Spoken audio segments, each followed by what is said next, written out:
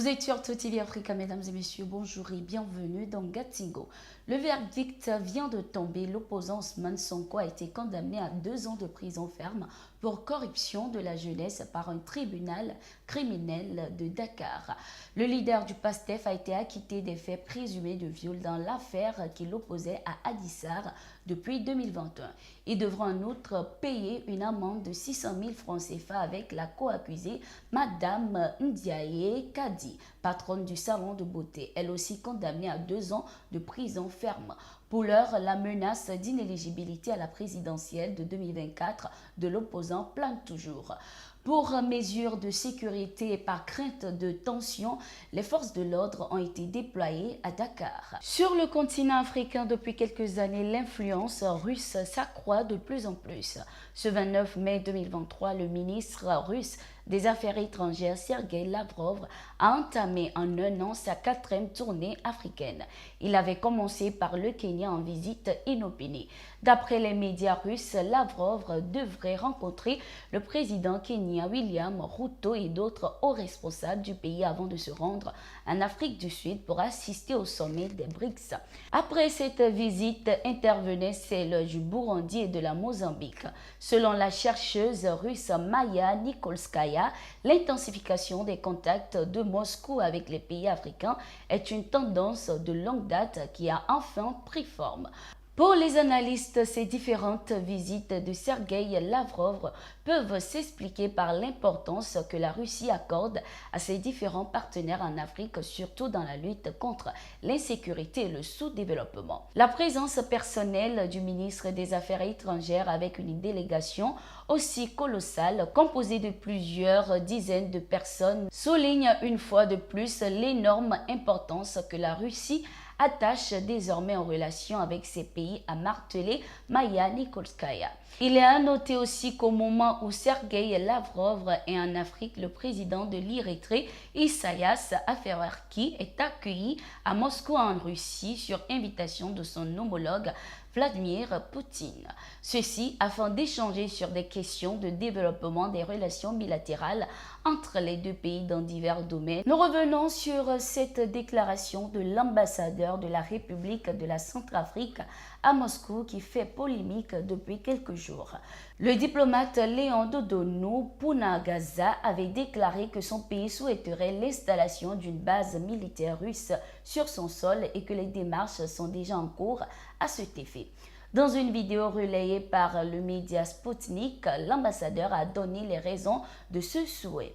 Il a estimé que ce que l'armée russe a fait en un rien de temps, l'armée française n'a pas pu le faire en 60 ans. Ceci faisant référence à l'aide apportée par l'armée russe lorsque des groupes armés ont envahi le pays. Écoutons-le. L'armée russe, c'est l'armée qui a écouté le cri du peuple centrafricain qui est venu à son secours.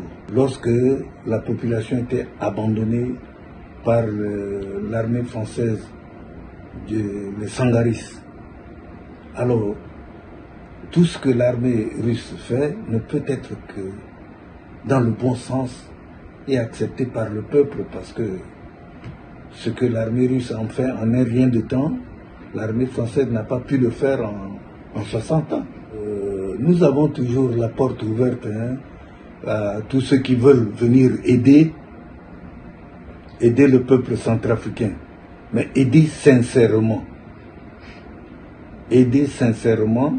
pour contribuer au développement du pays. Non pas pour venir donner les armes aux groupes armés pour déstabiliser le régime, c'est ce que nous ne voulons pas. Nous avons beaucoup souffert et nous voulons le développement du pays. C'est ce que la Russie est en train de faire. Dans le domaine économique, il y a beaucoup de choses. Par exemple, on a l'infrastructure. La Russie a des grandes sociétés de construction. Vous savez, la Russie construit l'une des plus belles routes du monde. Alors, on a les problèmes d'infrastructure pour désenclaver la République centrafricaine vers la mer, les chemins de fer. On n'en a pas et la Russie a un grand réseau ferroviaire. Plus, on a du bois par exemple, on a du café, on a du diamant, de l'or. On a découvert 400 467 indices miniers. Alors, si 467 indices miniers, vous vous rendez compte? Si même ne serait-ce que 1/10 de ces indices étaient exploités, la RCA serait riche, la population ne serait pas pauvre.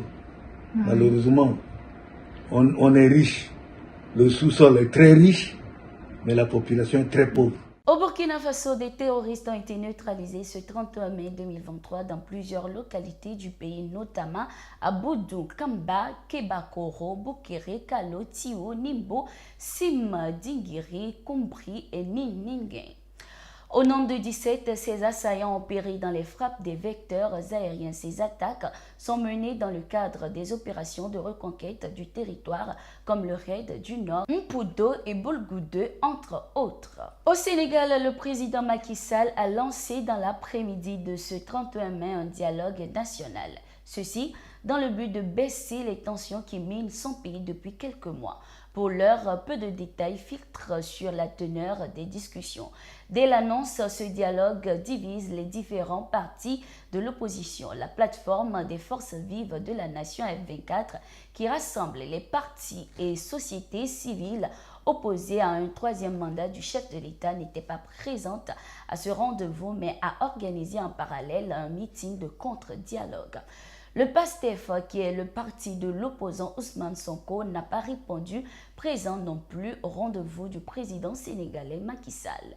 Selon les analystes sur le continent, le dialogue en soi n'est pas mauvais, mais son contexte et son impact sont au cœur des divergences. Pour le coordinateur du F24, Mamadou Mbodj, le principal problème réside dans la possible candidature de Macky Sall à un troisième mandat.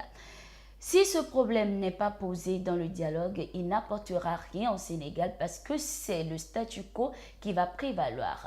S'il y a une violence permanente, une insécurité totale, tout cela a pour origine le troisième mandat. Au-delà des questions de la cherté de la vie, il y a la question de la sécurité et la question des libertés publiques. Et c'est ça qui préoccupe les populations parce que là où il n'y a pas de paix, il n'y a pas de stabilité. Et donc, si cette question-là n'est pas réglée, rien ne sera réglé dans ce pays, a-t-il affirmé. Nous sommes arrivés à la fin de ce numéro de Getingo. Merci d'être resté avec nous. Nous sommes en continu sur nos différentes plateformes.